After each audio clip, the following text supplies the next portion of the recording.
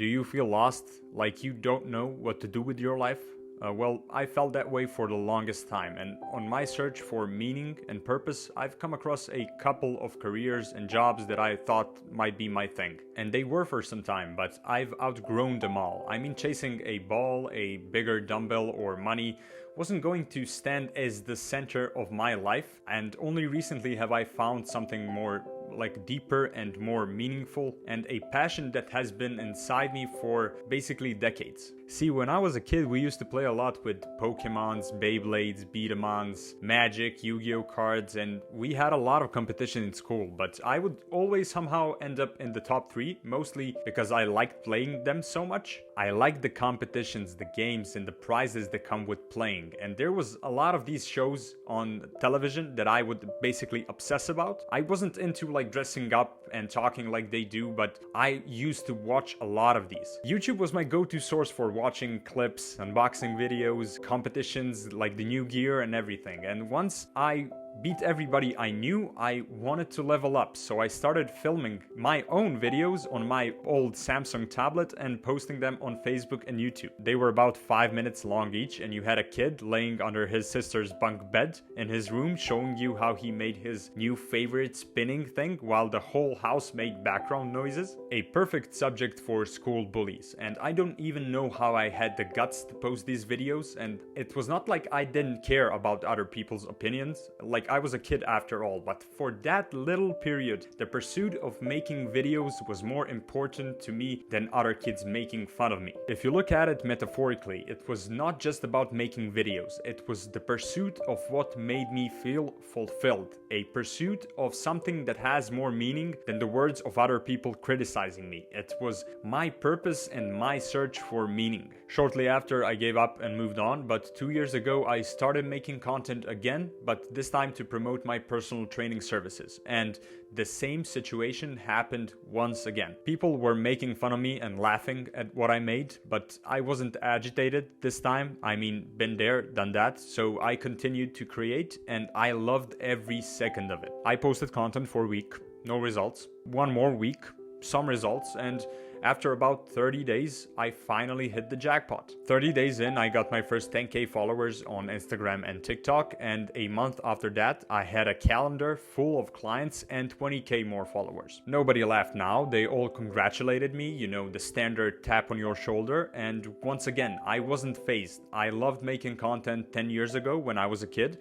and I loved making content now. Content creation has been like a North Star throughout my whole life, and it just doesn't want to leave me. It's a pattern, something that just follows me everywhere I go. I believe in signs and what the universe is trying to tell me with those signs, and that sign, that clue, was a sign of my purpose. As a young person who finishes basic education, you have two choices. The first is to go to college. It's the norm. And the second is to work, which is the path 95% of the people don't take. But the education system is flawed from the beginning because it's based on the goal of making obedient factory workers. And when you apply it to the modern world, you get kids that are 18 years old, in most countries even younger, deciding what they want to pursue in their whole life. And okay, you go to college, you spend your 4 years, you get a degree, but you are now labeled as an engineer, an architect, a lawyer, a journalist. I mean, congratulations, you became a fucking insect. I call this the bee analogy. You wake up and you go to your comb, which is the spot that you work on. You work there and only there. You do your thing as everybody else. And then when you're done, you go back into the hive where you live, which is where?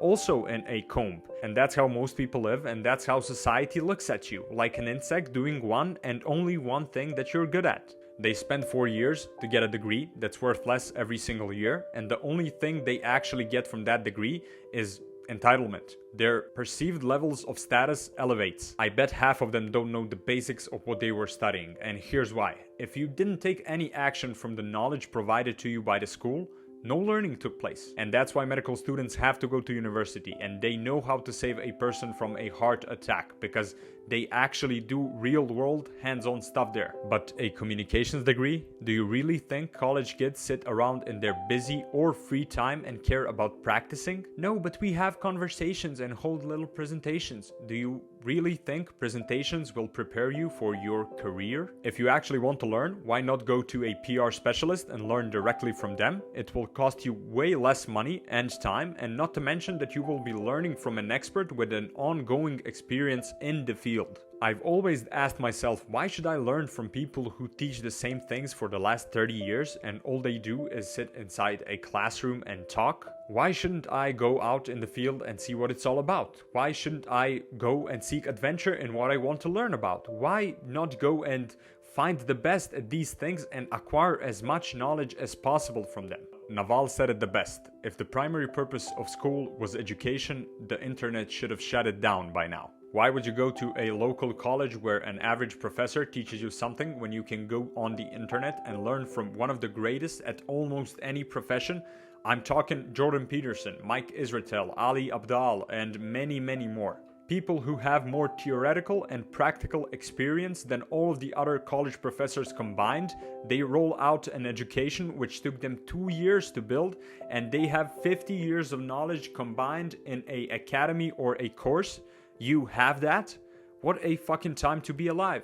But students don't want to learn, and that is the whole point. Most of their 4 years are spent mindlessly having fun, getting drunk with other young adults while gaining zero life experience at all, aka living like a parasite. Their parents are giving them the money so they are secure for an extended period of time, but after they finish, they exit their bubble of comfort and enter the real world. A change happens. They realize that they didn't even like the thing they were studying. They only liked living the student life. And the truth hits them like a hammer. They have no experience, there's a lot of competition, and they're destined to do something they don't love.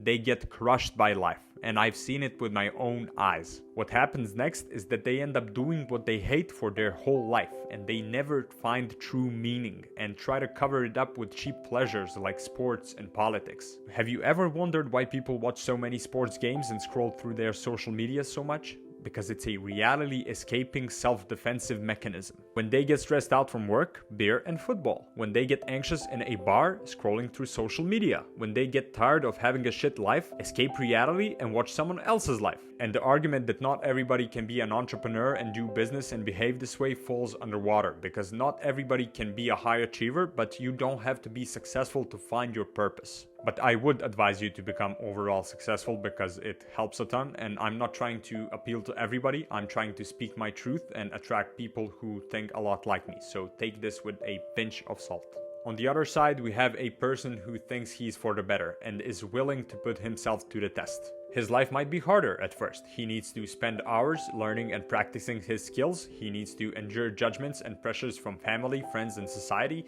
He needs to go months without any results. He needs to handle crushing defeats. And then at the end, he needs to keep coming back for more with a burning desire. That is called delayed gratification and will do you wonders if you know what will come after you succeed. After just 1 year of pursuing self-development, you experience 10 times more than somebody will in their entire life. And you come out of that journey a different beast. And we're only talking about 1 year. Imagine 5, 10, or even 20 years. But how do I know this? Just in the last year, I've gone from working for $300 to launching an agency that made my clients over 6 figures in sales. But it's not just about the money. I'm in the best shape of my life, doing both combat and resistance training. I've been to 14 countries last year for a total of 88 days, and my relationships have elevated to new levels, and I've made lots of new friends. Do you know what also happened in the last year? I've quit going to my university. Weird correlation, some would say. How finding your purpose works. We've talked about me having a couple of purposes before I found content creation in my life, but the truth is that there are multiple layers of purpose in everybody's life. They are not linear, they do not come one after another, and they do not last the same amount of time. To explain this, I'll use the circle analogy that I've seen from Danko and a visual to help you understand the concept while I'm talking. We'll take myself as an example. I wanted to become an NBA player from the age of 14 to 18. It was my first purpose layer. After that, I got into fitness for 2.5 years and worked as a performance coach for athletes. I had my ups and downs, but I worked pretty securely and had about half of my workday filled up. I didn't find any meaning in it. My clients came to me happy, angry, excited, crying, dreaming, and I felt like I was an emotional outlet for people. At the end of the day, Alex takes all of that in and is left feeling overwhelmed, and that led me to feeling nothing and becoming a zombie-like emotional dishwasher for people. It's the nature of the job. You have to deal with a lot of people, and that's fine, but not for me. I got offered a 5 times lower paying content creation job from my colleague and accepted it. I've always cared for peace much more than money anyways, so that was cool. That's how I discovered content creation, and that is now my meaning forever, or just now. We'll see. The way finding your purpose works is that by exploring different opportunities, you peel the layers of what it actually represents. First, it was basketball for me, then fitness. Now it's content creation for myself and you guys. It took me 8 years to dig deeper and find what I wanted to do. And if you think a 21-year-old can find meaning, fuck you. You should question if the 21-year-old did more important shit in like 2 years than you did your whole life, and just because you existed on this planet for more years doesn't mean that you somehow know more. And by existing, I don't mean living. Most of the older people who lecture you didn't do shit in their 20s.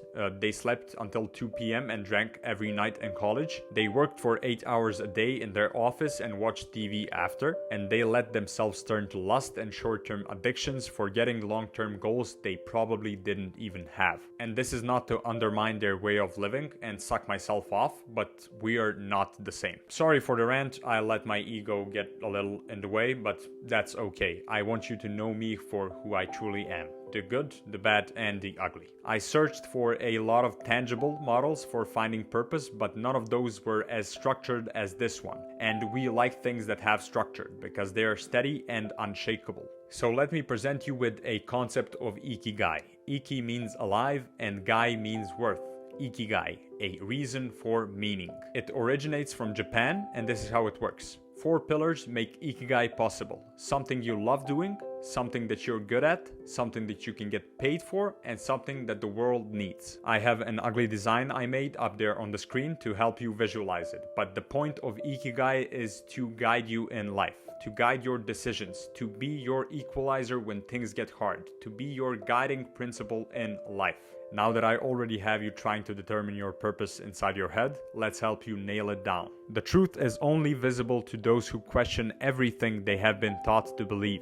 The reason why I'm asking you all these questions is to paint a model of what we are going to do today. Questioning will be the method we will use in finding your purpose. Ancient Greek philosopher Socrates used this method to challenge and guide his students towards meaningful answers. There are 2 questions I want you to ask yourself right now, and the first one relates to your inner kit. It goes, what is the only thing you want to do when you're in a room alone? The things you did as a kid when your room doors were closed. So think of small, trivial things that you like to do, such as playing video games, drawing, building cities with your Legos. Write all of these down on a piece of paper and set it aside for now. The second question relates to your grown self. What would you voluntarily sacrifice for? The happiest individuals I've ever met are always outward focused on the happiness of people around them. Purpose comes from something that you would willingly suffer for. And don't use the what would you die for question when it's much harder to live for your meaning rather than die for it. When someone says, I'm prepared to die for it, I return, but are you willing to live for it? Willingly living and suffering for something is the purest form of life's meaning. It's tied to religion and it's interconnected with the roots of human existence. It lies in something you deem more valuable than yourself. Write these answers down too. By now you should have a list of 5 to 10 potential meanings. Some will overlap, but that is okay. Now use the visual I made as a filter to nail down and get specific results. Look at the things you wrote and question every one of them in this order. Is this something that I love doing? Is this something that I'm good at? Is this something that I can get paid for? Is this something that the world needs? Answer these questions honestly. If you have to think for a long time about your chosen purpose, it's not it. By the time you narrow all these answers down, you should have an aha moment. Something should click and you will feel like that's it. That is the thing. Deep down, you will know when you find it. You know what it is right now. You are thinking about it as I speak. You can't escape your gut feeling and don't try to. Embrace your unique purpose. Write it down. It's the result of your mindful thinking. Cutting the leg off. Feeling fear is normal. You feel it because you know there is something holding you back from pursuing your purpose. It's your parents, your friends, your siblings, or the fear of being misunderstood by everybody. If that is the case, I have another question for you. What do the surgeons do when somebody has a serious case of diabetes? They amputate the limb. But why? It's a leg, an arm, a part of your own body. Because it is dangerous to the whole organism. Even though the limb is important, if they don't cut it off, it will infect other parts and your whole body will die. It's the same with things that are holding you back. Be a surgeon. Find what's holding you back. Make peace with them and cut them off. These are often relationships, business deals, or long-lasting friendships, and it's going to hurt, that's inevitable, but you are going to survive and later thrive. Cut them off before they infect you whole. Cure for the miserable. You will become miserable if you don't find your meaning. You will suffer for nothing. You will be, ironically, wandering around like a bee without a hive. My advice, take something that you're passionate about right now, run it through the Ikigai model, go out and explore, uncover new purposes, repeat the cycle. That's how you discover deep meaning, by peeling the layers of your purpose, one at a time. Have a great week, deep thinker. I appreciate you, and thank you for watching. P.S. If you're seeing me for the first time, I encourage you to sign up for my newsletter. It's the same as this video, but in written form, and you got more visuals, and you get this earlier. The link for that is in the description, and also make sure to follow me on Twitter and all my other socials. I'm pretty active there, and I think you will enjoy the tweets. That's it. See you next Monday.